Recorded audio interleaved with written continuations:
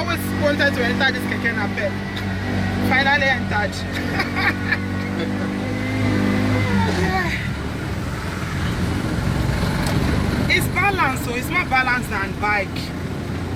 Yeah. Sure. Because bike used to fall all the time. But this one is a bit more steady.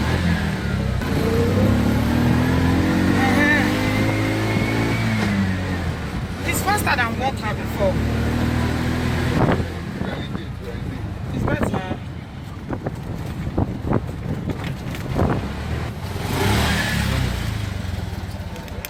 Okay, thank you for inviting me to come in. I've experienced this now. Wait. Oh. Wait, let me see it. Oh, that's my ride. That's my keke napep ride.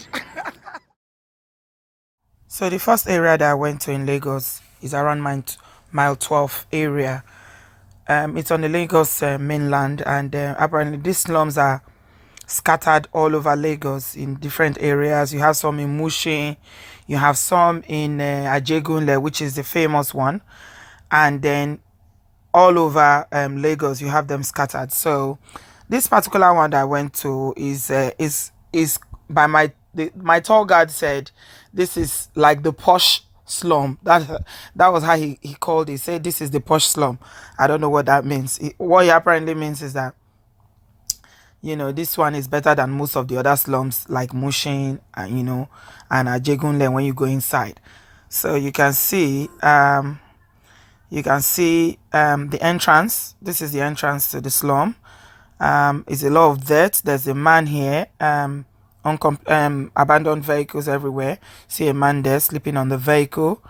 You have a lot of youths around there, young men, women, older ones, children, women, all living in this area. You can see from the shack houses that you have around here, because it's like the area is quite swampy, so I don't think they're allowed to actually build real houses here. So this is what you have things like shacks, you know, this zinc or these houses that they make, they just put wood together or put some form of materials together. The road is really bad. You can see the car can't go further, so we had to stop here because there's a lot of potholes and it's all flooded. It rained that morning in Lagos, so we couldn't go further, so the driver had to park, because if he went further, then he will be stuck and will not be able to get out of that area. So this is how the area looks. It's much worse, I'm told, if you go further down. Unfortunately, we couldn't go down on this occasion. And here you have little patches of houses. Apparently, while we were waiting there, these people had already seen us, and they were quite nervous, as you would expect. We saw a SAS car driving out as we were going. Apparently, they probably came to buy weed or any kind of drugs that they sell. This area is mainly people who have no jobs. They have no other source of income, but they live off crime. And majority of them will be doing drugs and selling drugs as well. So when I did the vlog video, when I did my video about, you know, the drug problem in Nigeria, these areas is where you will come to go and buy some of those drugs that I mentioned in that video. So these guys were quite nervous when they saw us. The driver had to approach them politely to ask, pretended like they wanted to buy weed. And the driver actually had to buy some weed before they could relax. Even then, they didn't relax. The man was so nervous, he didn't want to come forward. So for those of you who are accusing me of portraying Nigeria as very negatively, this is a video. I've just been to Nigeria, and, you know, this is not made up. My question to you is that should we actually be talking about these issues, the social, political, and, you know, economic issues that we have in Nigeria, or should we be making things up just to make Nigeria look attractive? Is that what people would prefer? I don't know. You tell me. You can see for yourself. This is where human beings are living in this area. They are sleeping here. They are having babies here.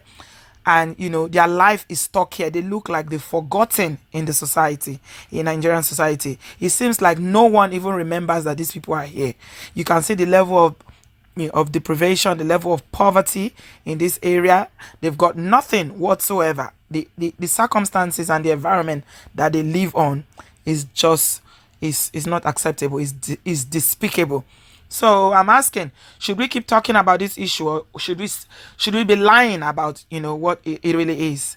Then you move to the mainland. When you're going from the mainland to the island, you have the third mainland bridge here, which is the bridge that separates the London, what's it called, Lagos island from the mainland. So what it is that for the really deprived area that I talk about mostly is on the mainland, and then when you go to the island, that's where you come to where the middle class, the upper middle class, majority of them will live. So it's more expensive than Lekki.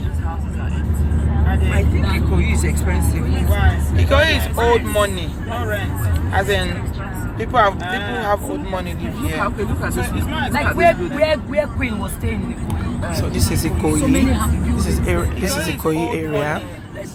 As in people have old money live here. Okay, look at this. Like where Queen was staying. So many standard like one room with water, toilet, Victoria Island, all these things very small. It's standard one. Standard one you see for the line. It's calm. Yes, it's right. So my friends are just my friends are just giving me their own view about the environment here. This is Ikoyi going to Victoria Island. So it's old money. A room here goes for as high as 1.2 million naira. One tiny room. And hence you see a lot of empty houses because people cannot afford to rent them.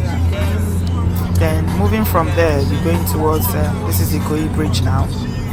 Going towards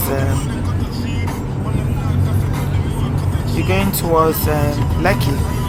So we're now going towards Lekki. This is where a lot of all these people you see on social media, entertainment industry, music industry, Nollywood, this is where they live. So there's a certain standard apparently for people to live in this area, because obviously if you don't have money or you're not trying to live above your means, then you can't afford rent or even buy in this area. So this is going into Lekki. You can see the environment is changed drastically. The area is different. The roads are better, much better. You've got traffic light, you've got street lights, and the houses, you see a lot of new buildings, fantastic architecture around there, brand new estate with different structures, lovely buildings, big houses, mansions, name it, is in this area of Lagos that you have it. But the thing that really strikes me about Nigeria is that it seems like when people have succeeded, they've made it to a certain class and they've made it. This is Lekki phase one. They don't care. It seems like a majority of people don't care about the plight of the masses anymore.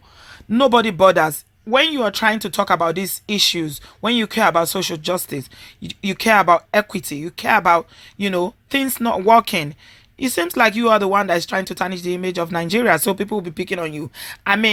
It's like the new normal is doing the wrong thing.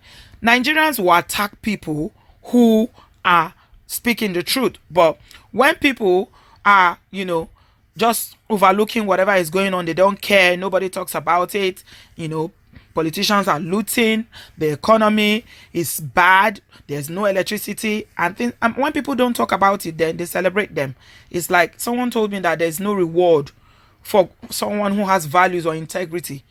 Everybody is doing the wrong thing. And then someone told me again in Lagos that it seems like because of the entertainment and all what's going on in Nigeria in terms of the music, the movies and everything, Nigeria seems to just get on with things. A lot of people will just get on with things, it's like it doesn't bother them. People are suffering from depression. A lot of people are suffering from malnutrition. People don't have money to feed, to pay their children's fees, to live from day to day. Basic things that people need to live a good standard or an average standard of life is not there for the ordinary man. And guess what? Nobody seems to care. It's like nobody cares. Nobody talks about it. It's like we just get on. It's like people are just trying to ignore So when you find people who come online and talk about these things, like Falz the bad guy did a video about this is Nigeria the other day, then you see people attacking him. They say, oh, why are you calling Nigerians criminal? Why are you calling Nigerians as a bad place? Why are you talking about 419 or Yahoo boys? It seems like these are the things that people are celebrating. Yahoo boys is the new normal for Nigerians. People who do rituals and kidnapping is the new normal. They celebrate them. They give them policemen to guide them. They give them armed policemen to travel with them, to guide their houses, to take their children to school, to do all sorts of things. But the average common man who is living a responsible life, that does not want to involve themselves into crime, that cares about their name, that cares about their family name and things like that, the values that we used to have when we were children, it's like, people just look down on them and frown at them and abuse them and call them all sorts of them because they do not belong, or they do not, agree to what is wrong.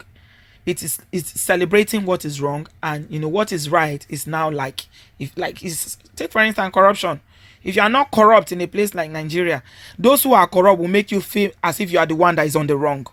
So it seems like corruption will be the right thing to do. You that is trying to be upright, that has integrity and good values, and you don't want to join in, they will remove you. They will kill you if they can. So I'm asking, should we be lying about our reality, or should we speak the truth and hopefully provoke a conversation, hopefully start a debate, and force people to think about the things that are terribly wrong in our society? What should it be? So I'm leaving it up to you guys to make that choice, to make that decision. All of you that are coming on my page and telling me that I'm too critical about Nigeria, I'm saying things about Nigeria you don't agree, the way I'm portraying Nigeria is wrong. Well, Nigeria is my country too. Irrespective of what's happened to me when I went to Nigeria, it's still my country. You cannot change where you come from. You cannot deny it. But should we speak the truth, or should we be lying to ourselves and deceiving ourselves that everything is okay, things are working well, when obviously they are not? I leave it up to you. So that's my Lagos for you. I'm showing you, both parts of Lagos, the poor and the rich. It's all about where you are. It's all about who you know. It's all about, somebody that you know or who you don't know. That is what determines your fate. So just going to leave it here, guys. Leave me a comment down below. Thank you very much for all the love and support. And I would catch you on my next one. Thank you for watching. I love you. Bye-bye.